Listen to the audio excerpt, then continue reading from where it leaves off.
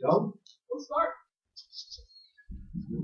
Okay, I've got one to start out. Our panel front, we're going to start with some issues, and then you guys raise your hand, and Sally will be filming you. Lisa Kane with Chocolate Shopping Shows will be handing you the mic.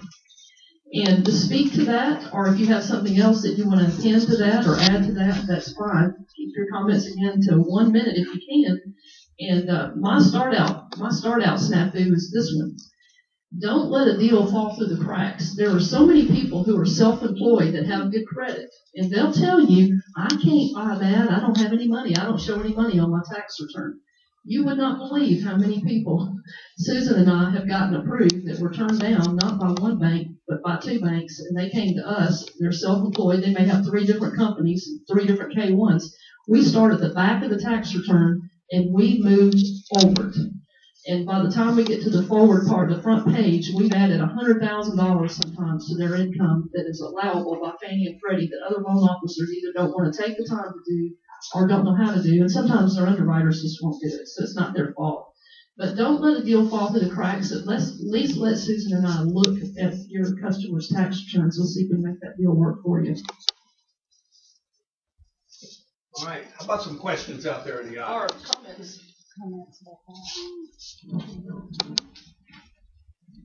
Any comments on that one? Angie? Somebody? Thomas? Yeah, I'll comment. Thomas Marchbanks. Thomas Marchbanks, Remax Real Estate Experts. So I have a question about foreign purchasers when they come over from another country. I've got some people right now that are having a very difficult time. They're coming from Israel. They are American citizens. They have been living in Israel for many years. He is a member of the military, and he gets paid in, I guess that's shekels. So he's getting paid in shekels. How do you convert that to American so that they can get qualified to purchase? What do they need to go through? Is it part of something they need to do with a tax return here, or with the money that they have in the bank there? I can answer that. Okay. Okay, back to his question about foreign investors that are, this particular, Thomas's customer, they're American citizens, they're working in Israel, they're getting paid in shekels. If they file a tax return, they're going to file it in American dollars. They're going to already have to be converted. So we need to get a copy of their probably last year's or last 2 years' tax returns. Also, the issue is credit scores. If they have not had any credit in America, they probably don't have a credit score. So we do a little quick, sometimes it takes about 45 to 60 days, get a little secured credit card over here, and they keep the balance probably between $12 and $20 a month for about a couple of months. They'll have a credit score. That's if they don't already have credit. A lot of these foreign people, Thomas, do have credit in the States, so they have a credit score. The other thing is the conversions, anything that they have over there as far as assets, we get it in English. We get the bank to send it to us, and then we use the Wall Street Journal to do the conversions. So there is a way to do it. Important things: you have 3 credit scores, and you have a tax return. Does that answer your question? Absolutely. That's good information. All right, now next panelist, I guess Lisa, just hang out unless there's any other comments out there. All right, anybody on this panel you want to start, Lynn? So we got Lynn starting off on another topic. Often when you go to sell a house, it becomes vacant. And you don't have to be an expert. You don't have to be an insurance agent, but if you will simply say to your client, you know that when a house becomes vacant, some of your homeowner insurance coverages go away after 60 days. Please check with your agent. And that's the truth. Most companies do cover homes differently after a set number of months of vacancy.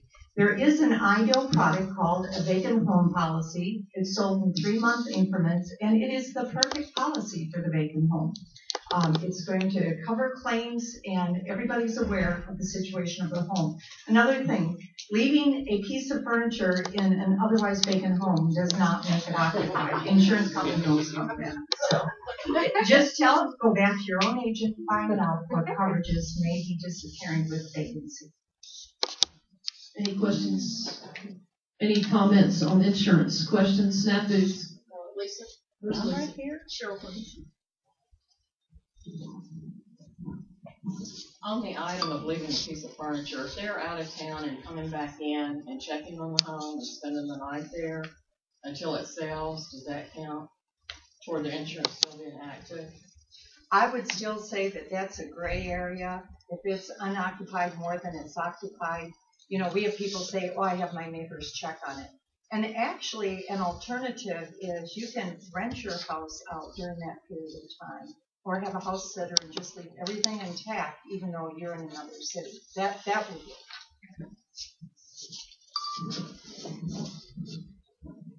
When you say that some of the coverages go away, what kind of coverages go away typically? It could be theft coverage. Most insurance companies have clauses in them that the house has to be kept at a reasonable temperature to prevent burst water pipes. There may be water coverage that goes away. Fire usually continues on, but each insurance company have their own policies when a house becomes vacant. And that's why I'm saying you don't have to be the expert. Just refer the customer back to their own insurance agent. There's an insurance company that does a vacancy rider, where for extra money, you continue with the same homeowner policy. You just put an endorsement on it to cover it during its vacancy. Thank you very much.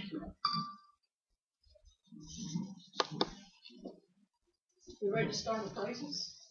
Appraisal topic. We'll start with appraisal topic. Tom King.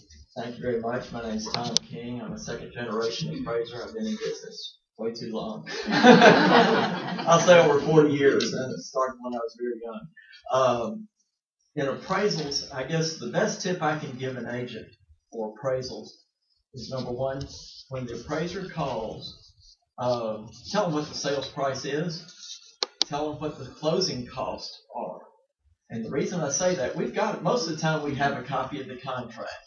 Sometimes we don't. We may ask for a copy of the contract, and if you say, I don't want to give you a copy of the contract, I say, well, you're not going to get your appraisal until you do. It's as simple as that. The reason for the sales price and seller concessions, sometimes there's 6 addendums to the contract. 5 of them are in one place, and the final one could be hidden in the disclosure papers when it gets sent to us. I had an agent one time that said, I need a copy of the contract. No problem, we have it. I appraised the house. He came in right at the contract price. She called me up and said, I didn't send you the addendum where we changed the price $2,500. And I said, based on the rules right now, I can't change it. You've got to eat it. So that one little mistake cost that agent $2,500. The way the rules are right now, once we send an appraisal in, we can't change it until the bank asks us to. So that's another little tip. Other thing is, do minor repairs that may help. Most people want the heat and hot water turned on. So if I'm in a house, the heat's on, the hot water's off. You got to pay me to come back and turn the hot water on. So that's a case I'm doing right now. So those are some tips. And anyone have any questions about things like? Oh yeah, lots of them. Everyone goes after the big guy. Okay. How long does an appraisal stay with the home? Typically, well, I'm going to say it can be 0 time. It used to say 6 months. For an FHA, it was 6 months. But the bank owns the appraisal pretty much. And if the bank won't allow another bank to use it, most likely that won't happen. The way the panel of appraisers is set up with the bank.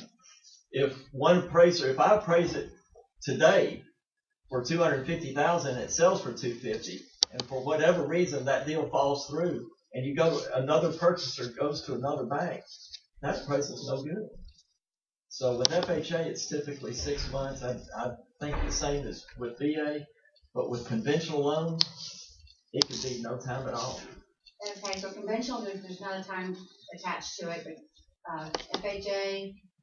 FHA, VA, I believe it's 6 months. 90 days. 90 days? Okay. Unless they switch lenders. And who can contest the appraisal? Anyone can. The seller or the buyer? Yes. Anyone can contest the appraisal. Don't start out by saying you're ugly and your mother dresses you funny. You know? And I've had those letters. I'm a little confused. When you said you made the estimate based on the documents you had, when you make an appraisal, do you simply appraise towards the value that people want to have, or do you come up with an independent value? That's an excellent question, and let me answer it this way. We try to make a deal work, okay? I do relocation appraisals, and we get awards for accuracy if we can come within 5%. A relocation appraisal is an appraisal where someone's being transferred. They call us in and say, what's the house going to sell for in typically 90 to 120 days? If we say 100,000 and that house sells anywhere from 95 to 110, they send us a letter and say, great job. This is not an exact science. So if the figures come in at say 98,000 and the sales price is 100, usually you can make that deal work. But everybody's got different rules. I did one the other day that was let's just say a very high-profile basketball player, and the price was $2.4 million, and the bank said you cannot appraise it for more than the highest price house in the past 12 months. And I looked at her and said, the most I can give you on this appraisal is $2.1 million. And so what about the $500,000 for the alarm system? I said, I cannot do it. They will file a complaint on me if I go more than $2.1 million. I said, I don't care if he makes $8 million a year. You know, that's what our rules are. And so if someone agrees on $95,000 and you appraise the house and you think it's worth 102, will you give 102? Yeah. Yes. And if 95,000 is totally out of the range, it may come in at 87.5. But anyone that appraised the house for 94.5 when it's selling for 95 either hadn't read the contract or doesn't know what they're doing. Thank you. That's my opinion.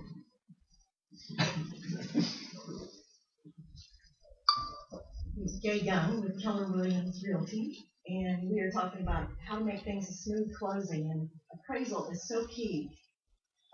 I feel like part of my job is to meet the appraiser on my listing, because that's the only opportunity I have to help make a difference and provide information to the appraiser. Some appraisers appreciate that information. Most of the time, I'm welcomed there at the appraisal to give them that information. And the kind of information that is key is information they might not have. It would make their job easier.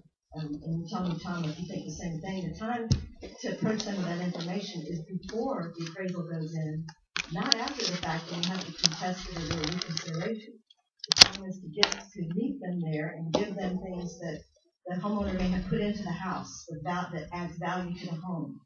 Information about the property, not the property lines, but the city lines and the things that have happened in the community. For instance, if they now have a new school system, that's going to improve the value of the home. So I consider that part of my job, is to meet them there with a copy of the contract. Maybe they have a copy, maybe they don't. But to your question too, the value for the purpose of an appraisal at the time of purchase is really to whether we have value enough to meet that purchase price or not. That's right. That's right. And the bank wants to know if the loan is secure. And that's the biggest thing. Yes, sir. Is it okay for a new guy to talk? Sure. Okay. One thing that Tom said, and I'm David Jolly with Amerispec Home Inspection Service, and one thing that you mentioned about if something's not turned on. Well, when we go to a house to do an inspection, the other thing he said was that I want the deal to go through. I want to help the process. We're there not to put a stamp of disapproval, but if we can, we want because we know the work that's gone into that. But we're there to discover items and issues, and then have referrals to specialists in the heating, air conditioning, electrical, plumbing, things like that.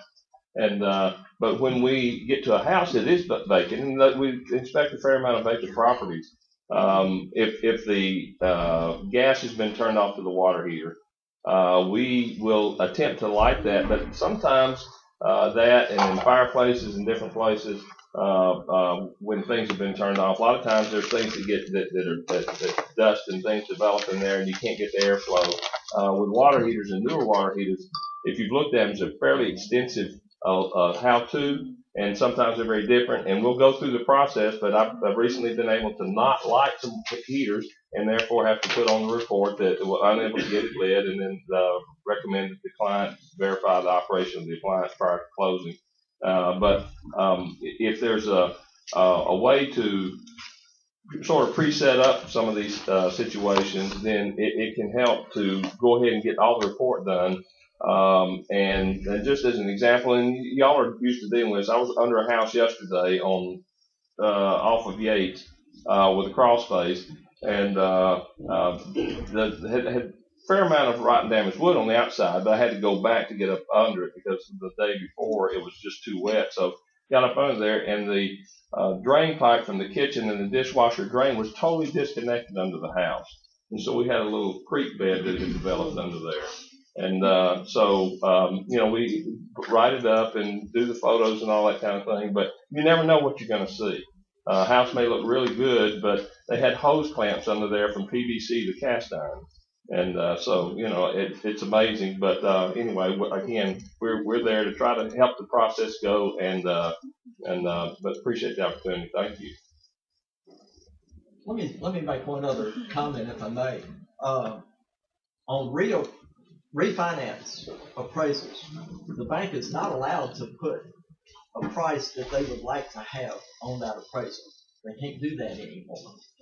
So the bank can't tell us, but there's nothing stopping the owner, from telling us. So one thing that you might want to say is, if you're refinancing your house, or you're trying to get PMI off of it, or anything like that, tell the owner, I said, in order to get the PMI off of it, I need, 175.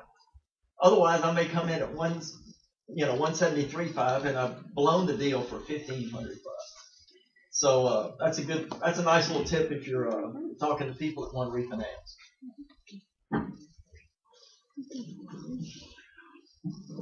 I have a question. I was wondering, when I realize the amenities that a house certainly has an influence on the house, but could you talk briefly about the curb appeal that a house has when you first roll up there, from not only sale of the building, but also from appraisers?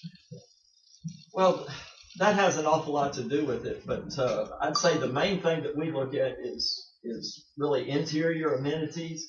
I was in a house in Farmington. I think I told some of y'all this before we started. It was on the market a year, and the price never changed. The lady put in granite countertops, went back on the market or stayed on the market or whatever. 10 days later, they had multiple offers on the property. So there are things that you can do to do a lot of it. What I found out, typically, if the outside of a house is well maintained, the inside is too, and that's a big thing. And I tell people all the time, I said, you're one of these people that fixes things before they go wrong, before they go bad, and it shows. And that's the kind of thing we look at: old heat, old air, worn out carpet, things like that tend to put us on the bottom end of our range. If we've got a range from here to here, and you've got all that old stuff in there, you're right down there at the bottom. If all that stuff is fixed up, you tend to go up near the top. Gwen with Builders Floors. Tom, I had my house appraised. You helped it appraise a couple of years ago, and of course it's gone up again. You see the appraisals going up, or what's the market looking like? The Collierville market, of course, it dropped a lot. Germantown dropped a lot for a certain length of time. You see those back above what they were before, or they even close to what they were before? What do you see going on? It's depends on the price range. I think in the upper price range, it's still soft, but in the 250 to 400 price range, it's doing a lot better. I get my information from the agents out here when they say, I talked to an agent the other day. I showed a house and we were one of 13 offers on the foreclosure, or there's nothing on the market. We also do what we call an MC sheet, that we have the listings from 7 to 12 months, 3 to 6 months ago, and the current 3 months. And those numbers, 7 to 12 months, may be 45. The past 3 to 6 months might be 25, and the current time there might be 4 listings. So that's a tremendous downgrade, and it's like that throughout the city in just about every price range. There's not much on the market right now. The supply has gone down, so if the demand will pick up, I think there's a chance for increasing prices. The other thing is the underwriters are really on us. We can't make those adjustments that we possibly could in 2007, 2008, where we could write a number on a piece of paper in crayon, sign our name to it, put the address at the top, and they'd make 110% loan on the property. Those days are gone. Those days are gone. So I'd say, just based on underwriting requirements, I'd say property values will go up. If they go up, they'll go up slowly and steadily. And I think that's a good thing. Can I ask a question? You may. There are investor groups, several investor groups that are buying large numbers of homes, and they're buying them for lower values than an individual would sell for generally. How is this going to be affecting appraisals, or how is it affecting appraisals? Great question, and everyone knows who we're talking about. There's 4, 5, 6 of these investor groups that will buy a house for $20,000 and 2 weeks later sell it for $50,000. Those sales do not count. They may be in MLS, and I have a hard time believing that a house that's on the market that sells for $20,000 3 days ago has tenants in it, and it has been totally refurbished and is listed right now for $65,000. I just finished one and filed a complaint on the appraiser where I appraised the house for $20,500, and they sent me an appraisal for $67,000. And the appraisal was not worth the paper it was printed on, and that appraiser will have to answer to the state. And that might put an end to all this stuff. I'd say if you see these appraisals that you think are greatly inflated, let me have them. I'd be happy to tell them about the state. I forgot a microwave on an appraisal, just a microwave, and the the owner filed a complaint on me. It took me 13 hours to respond to the fact that I didn't put a microwave in there. So it's a big deal when you file a complaint with the state. It really is, and the state is going after those people. And there are a lot of appraisers that are in jail. One of them I did had a 5-year suspension and a $40,000 fine, and that was before the FBI got in touch with us. So it's not fun. It's not fun at all. There are appraisers in jail right now, so it's a serious business. I want to give some of you guys a chance to give some of your tips, and Ruth with Collierville Title, I want to give you a chance. But real quickly, I want to bring up something that Susan and I see that can cause a delay in your closing. And Susan and I have we have a disclosure, all of our own, that we give our customers that they sign, just like the rest of the disclosures. It's called the do's and don'ts. And one of the don'ts is don't go out and buy furniture and refrigerators and appliances and all of that before you close, because now the rules require us in compliance to pull another credit report right before you close. And if there's these inquiries on there showing Home Depot and Lowe's and Sears and all this stuff, it is a red flag. We have to go in, and if they have bought something, it could be a deal killer if it causes their debt to income ratio to go over. The worst thing in the world, people do this, they have done this so many times, I keep telling them, do not get a 12-month same as cash. Not only will the 12-month same as cash, we have to count 5% of the balance toward their minimum payment. That's Fannie Mae, Freddie Mac, FHA rules. but also it will tank their credit scores because 30% of your credit score is revolving credit, which that qualifies under that category, and you're maxed out on it. 12 months same as cash, it will tank your score sometimes 20 points. And sometimes this can be a deal killer. The other thing that we say, please do not quit your job. Process. I know everybody's laughing, but you know, you've been in the business long enough, Cheryl. You know that people do this. They just think we're not going to find out, but we are, because right before they close, we're going to check, we're going to call. Also, don't change the way you are paid. If you are a W-2 employee coming into this loan application, and we have had this happen, haven't we, Susan?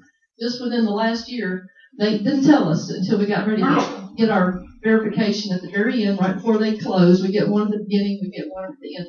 Oh, by the way, he's now commission only. We cannot count commission only unless they've been commission only for 2 years. He switched right in the middle of this process. Now, we did close the loan. We actually had a sit-down talk with this employer and said, please, will you change this back for the rest of the year anyway? And they did. They actually changed it back. And he was able to close. But in a lot of cases, it could really kill your deal if they change, even 25% of their income being commissioned. So I want to say that, and I want to open it up. I know, Ruth, you've got some tips. Pam, we haven't heard from you, and we haven't heard from Pat, and let's see, who else is back here? We want to hear from all of you. So, Ruth, you have a tip you want to share? Come on, take the mic. Just real quick, Ruth Kerr, article title. Very important, and of course all realtors, everybody knows that we've been in the business. When you have John Smith in Memphis, Tennessee, please, as the title underwriter and as your title company, please give us the middle initial, the middle name. You'd be surprised how many John Smiths we're going to find in Memphis. I promise you, it'll make my abstractors a lot happier going, what's their middle initial, what's the middle name? Man and wife, you're going and you're signing a contract. She's not there, he's not there. Find out, are you happy? Are you still married? If the other spouse is not around, you will be surprised. Seriously, if they're getting divorced and they don't feel like telling you, they come to the closing, we have an issue. Now, closing on divorcees is not an issue, not for me, not for any other title company. We do not have to close them in the same room. We can put them in 2 different locations. Promise you, I've done it. I've had them in 2 different buildings. I've closed him at the house. I've closed her at the office, vice versa. Title companies, not everybody is willing to go out of the office and do your closing. I will go. You want to do the final walkthrough and I have your closing documents, I'll come, I'll do it. I'm 24/7. My cell phone number is never turned off. And I do have the 5 new tips that the CFPD is coming out for the rest of for the realtors. And your 5 things you're going to need to know, and I'm going to be doing a seminar coming up, hopefully in April, with my title underwriter. Are you going to talk about the CF? You're going to talk about the thing coming? These are the 5 tips that's effective August 1st. This is, say it again. Your 5 tips, and I was given from my title underwriter. This is Security Guarantee of Baltimore. We're going to be doing a seminar, so I'll be giving out invitations. 1, be able to explain the new estimate and the closing disclosure. Your timing of closings are impacted by the disclosure of the delivery rules. 3rd, your title fees may need to be adjusted at closing and be explained.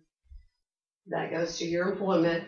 4th, your line numbers have been removed, and there are now 7 areas that the fees will be adjusted to, and your client will likely receive more than 1 closing disclosure.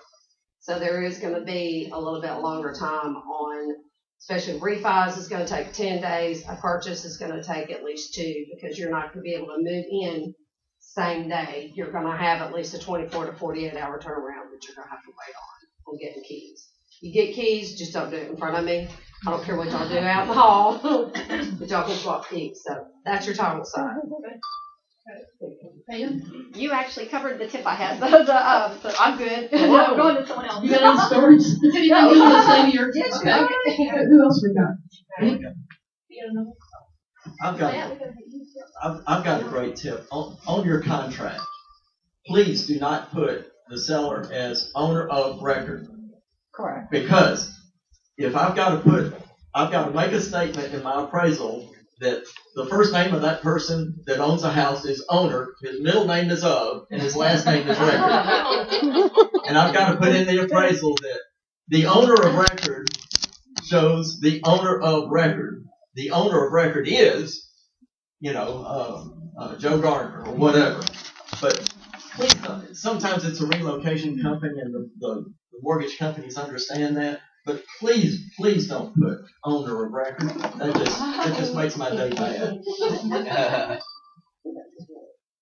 Right now, I'm running into a lot of people who don't know that the market is changing.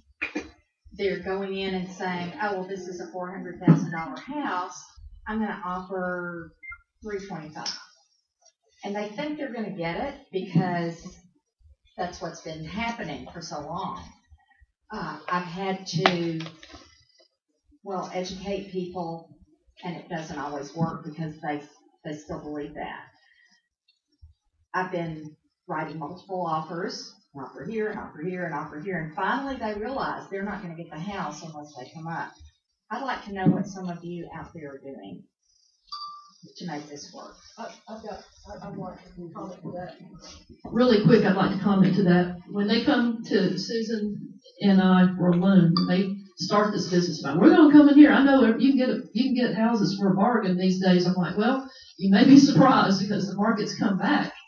The other thing too is that they want the sellers to pay, or they need the sellers to pay their closing costs and their prepay. So we tell them right up front at the loan application, you need to talk to your realtor, but you may need to offer the max for this house if you're expecting them to give you closing costs. And then we show them how if the least amount of money down is your most important goal here, it's not going to make that big of a difference on your payment. Just go ahead and you're probably going to have to go ahead and offer more for the house if you're going to get it, if you're asking them for that. If you're not asking them for closing, then maybe you can get the house for a little bit cheaper. That's between you and your agent. But that's a conversation we have with our clients. Anybody else? If you do get multiple offers, if you're going to meet your appraiser or whatever, tell the appraiser that. That really means a lot. There's a few things you can do that makes the insurance agent's role a little easier. One thing is, it is okay for them to give us our social security number. All the insurance companies use credit in one aspect or another. And, mortgage people do such a good job saying, don't do this, don't do this. But if you can let your customers know, it is okay. If they want to get 10 quotes from 10 different companies, it does not ding their credit. It's a soft hit. The second thing is that if you notice something that you think might be covered by insurance, and if you want to tell them that might be covered by insurance, please, please, please tell them. Check with your agent. Do not call a 1-800 number. I cannot tell you how their insurance is influenced if they put through a zero payout claim. It won't botch your deal, but they may be really sore at you when they go to get their next insurance policy, and it's much more expensive. And the third thing is, it is very critical nowadays, the age of the roof. So if you can ferret that out of the old owner, or if it's on the appraisal, that makes our job, because that's going to be one of the most important questions we ask that customer. And if they're clueless, it's a guessing game. What was that age of the roof? The age of the roof, when the roof was last replaced. Wisconsin. Sorry, got that accent. I've got a question back to Pat and to Joe. How does interest rates affect the price of houses? Obviously, as interest rates rise, is that going to cause prices to go down, or if interest rates are dropping, or prices and going we've up? got, Lisa, I'm going to get you to get the bell. We've got about 7 minutes left on our panel today on the televised portion. Interest rates and how they affect your buying power.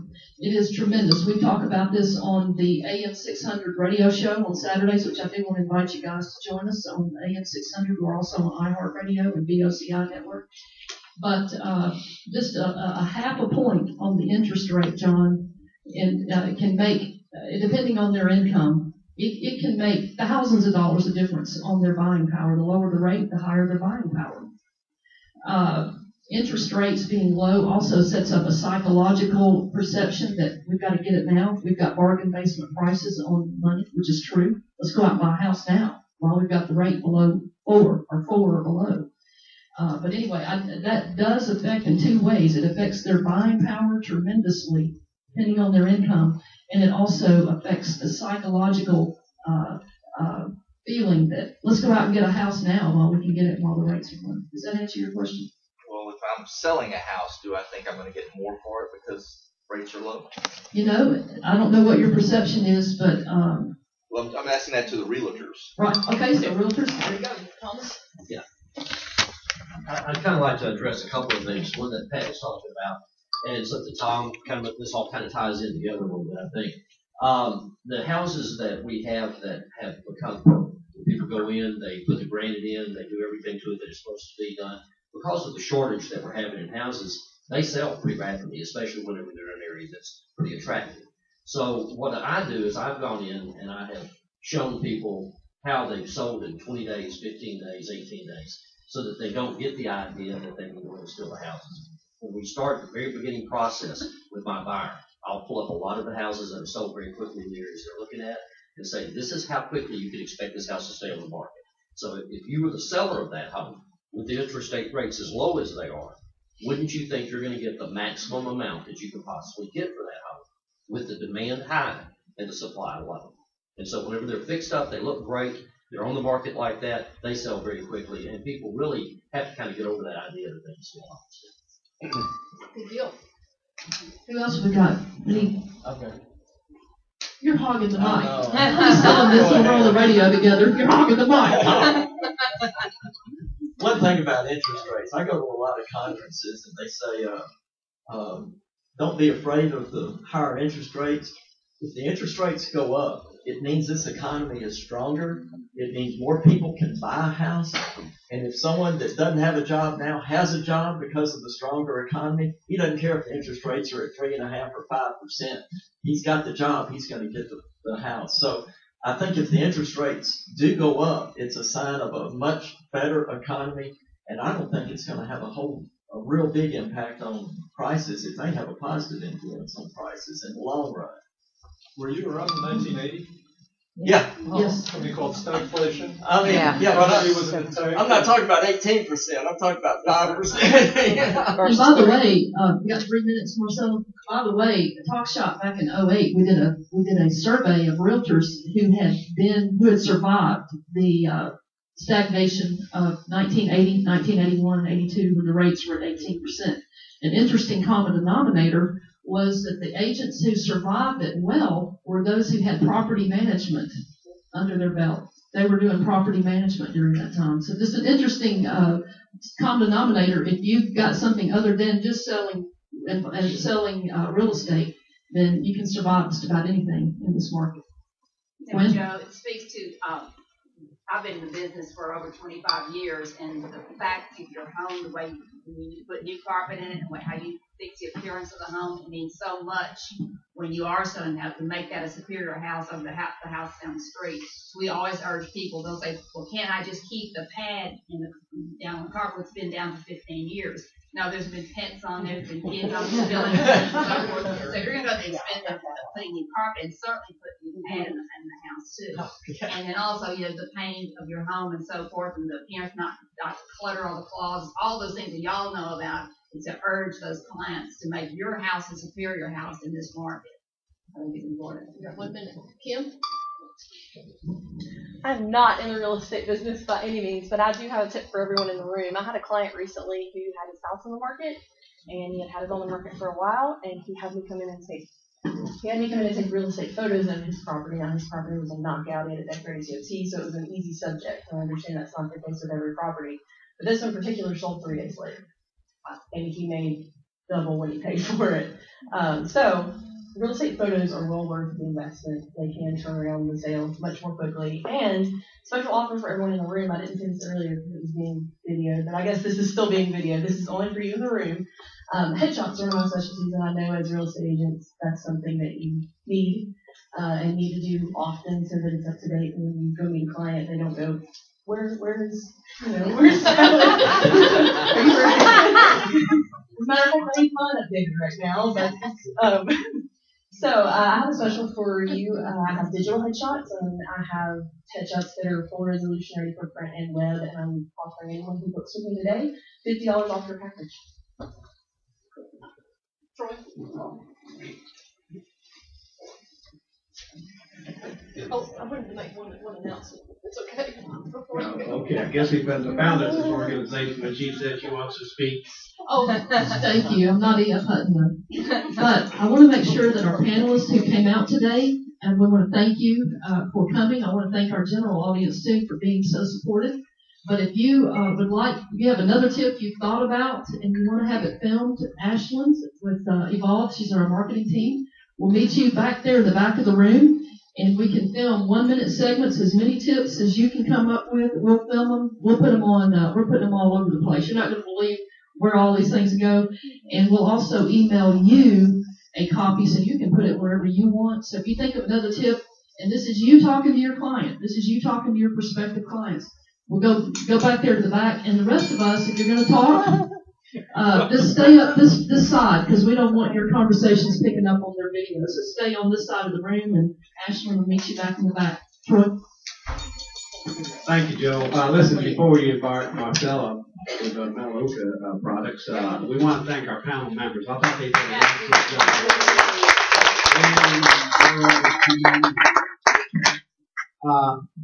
Why don't you come on up, Marcel? We're going to draw for our charity of choice, which is the YFC. Thomas, Mark Bank with Remax. I didn't draw the whole thing. How much cash? $35. All right, Thomas, stand up here and reach in there and draw this. Split the pot, by the way, folks. And our last three numbers is 454. Somebody has to have it. Well, that's us.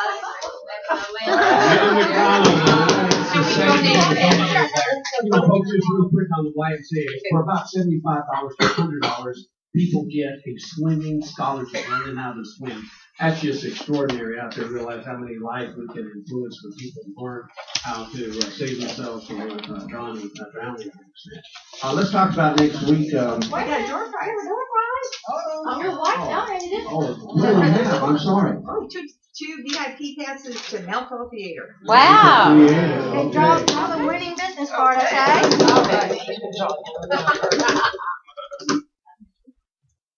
Gay Young.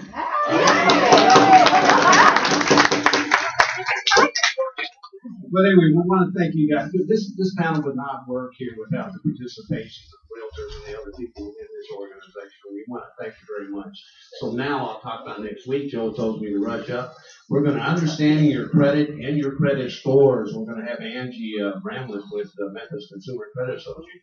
So come and join us. We look forward to seeing all these smiling faces next week. Other than that, the meeting for Talk Shop is adjourned. We thank you very much.